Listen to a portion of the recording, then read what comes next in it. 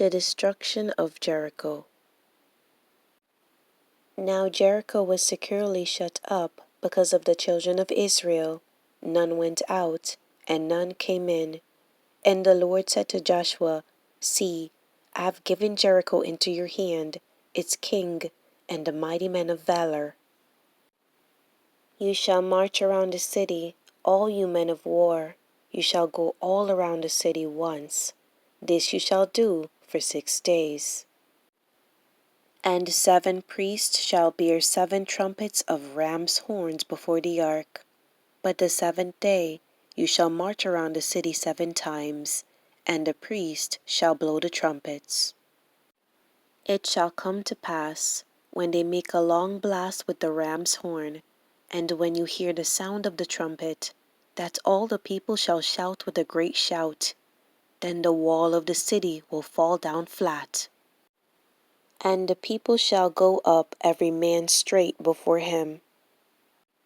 Then Joshua the son of Nun called the priests and said to them, Take up the ark of the covenant, and let 7 priests bear 7 trumpets of ram's horns before the ark of the Lord. And he said to the people, Proceed, and march around the city, and let him who is armed advance before the ark of the Lord. So it was, when Joshua had spoken to the people, that the 7 priests bearing the 7 trumpets of ram's horns before the Lord advanced and blew the trumpets, and the ark of the covenant of the Lord followed them. The armed men went before the priest who blew the trumpets, and the rear guard came after the ark, while the priest continued blowing the trumpets.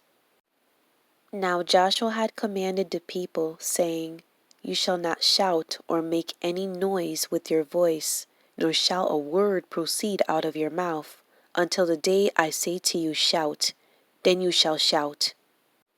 So he had the ark of the Lord circle the city, going around it once. Then they came into the camp and lodged in the camp. And Joshua rose early in the morning, and the priests took up the ark of the Lord. Then 7 priests bearing 7 trumpets of ram's horns before the ark of the Lord went on continually, and blew with the trumpets. And the armed men went before them, but the rear guard came after the ark of the Lord, while the priests continued blowing the trumpets. And the 2nd day they marched around the city once, and returned to the camp. So they did 6 days. But it came to pass on the 7th day that they rose early, about the dawning of the day, and marched around the city 7 times in the same manner. On that day only they marched around the city 7 times. And the 7th time it happened, when the priests blew the trumpets, that Joshua said to the people, Shout, for the Lord has given you the city. Now the city shall be doomed by the Lord to destruction, it and all who are in it. Only Rahab the harlot shall live, she and all who were with her in the house, because she hid the messengers that we sent. And you, by all means, abstain from the accursed things, lest you become accursed when you take of the accursed things, and make the camp of Israel a curse, and trouble it. But all the silver and gold and vessels of bronze and iron are consecrated to the Lord, they shall come into the treasury of the Lord. So the people shouted when the priests blew the trumpets, and it happened when the people heard the sound of the trumpet, and the people shouted with a great shout, that the wall fell down flat. Then the people went up into the city, every man straight before him, and they took the city. And they utterly destroyed all that was in the city, both man and woman, young and old, ox and sheep and donkey, with the edge of the sword.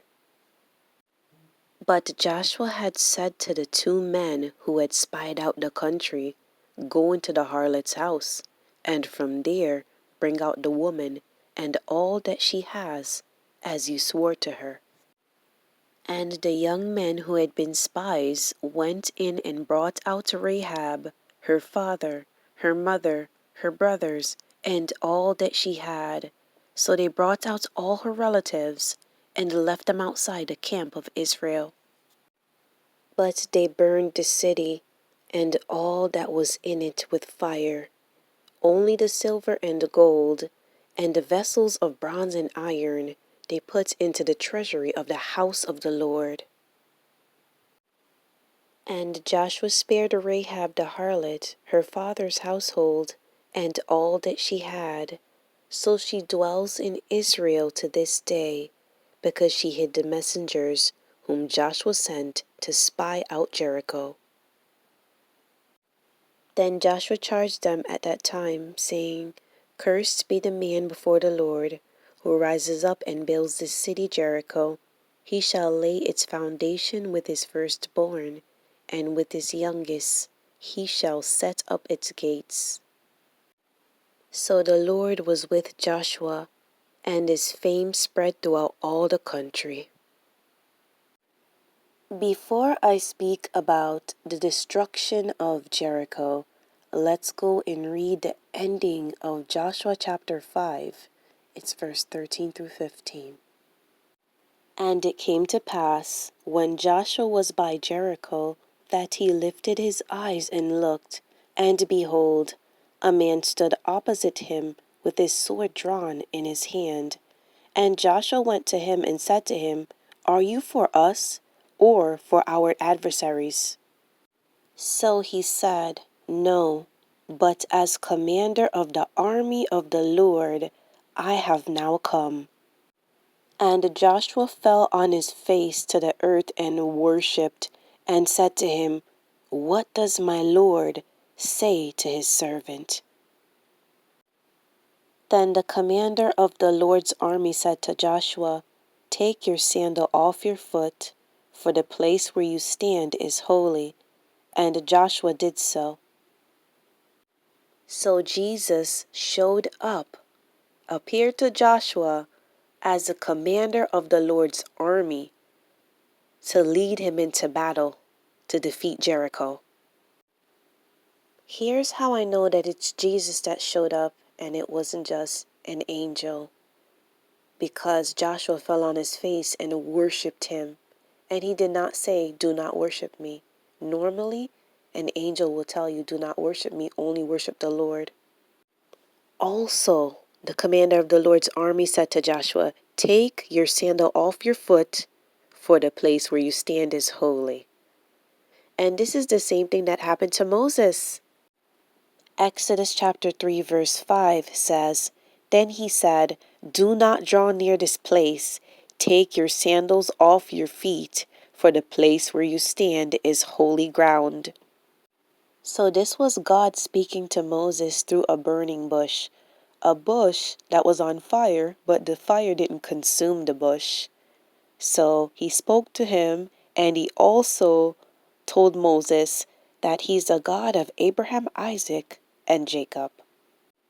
In Joshua chapter 6, verse 11 through 16, it speaks about the army, priest, and Joshua marching around Jericho once for 6 days, then 7 times on the 7th day. Then the priest blew the trumpets, and Joshua told the people to shout, For the Lord has given you the city. So it was 7 priests blowing 7 trumpets of ram's horns, and they also carried the Ark of the Covenant. So why the number 7? Because the number 7, referring to God, means completeness and holiness. And this is why he rested on the 7th day after creating the whole world in 6 days. And this is why in the book of Revelation, John speaks about 7 churches. Also, there are 7 seals, 7 trumpets, and 7 bowls when God's wrath is unleashed upon humanity for judgment. So why did God want Jericho destroyed? Because the Canaanites lived in Jericho and they practiced idol worship. They did evil rituals to their false gods and it provoked God's anger. So God used the Israelites to destroy them, everyone except Rahab and her family.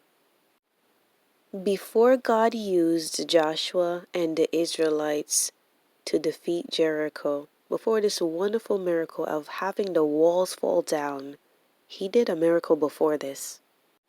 Just like God used Moses to part the Red Sea, he used Joshua to part the Jordan River.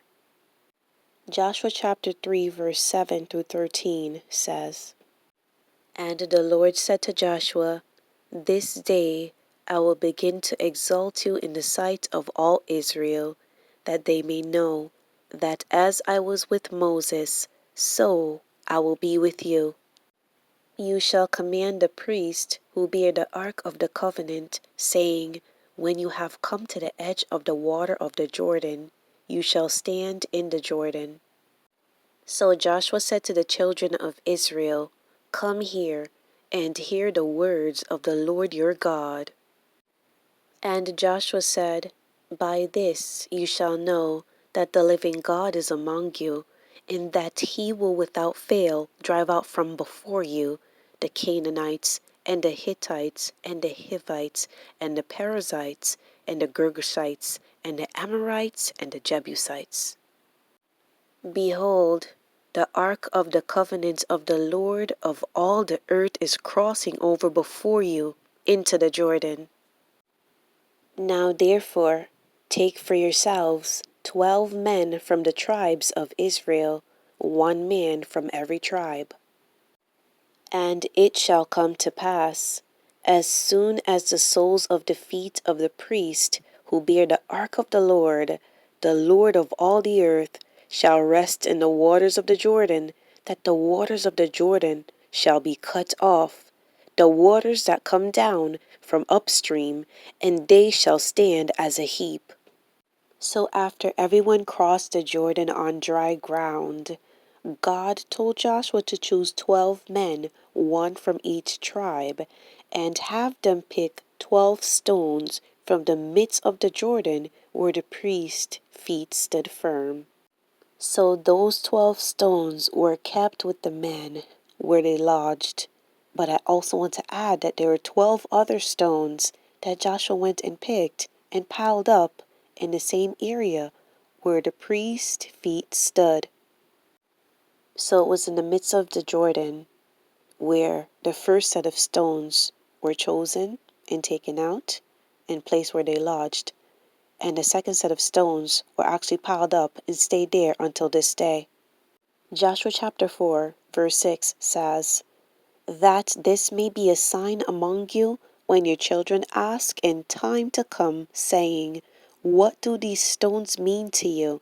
Then you shall answer them, that the waters of the Jordan were cut off before the ark of the covenant of the Lord.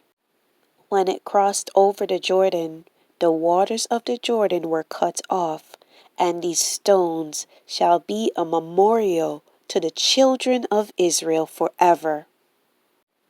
Verse 13 and 14 of Joshua chapter 4 says, About 40,000 prepared for war crossed over before the Lord for battle to the plains of Jericho. On that day, the Lord exalted Joshua in the sight of all Israel, and they feared him as they had feared Moses all the days of his life. Thank you for your time. In part 2, I will speak about Rahab and her family being saved from the destruction of Jericho and the accursed items. God bless you. Until next time.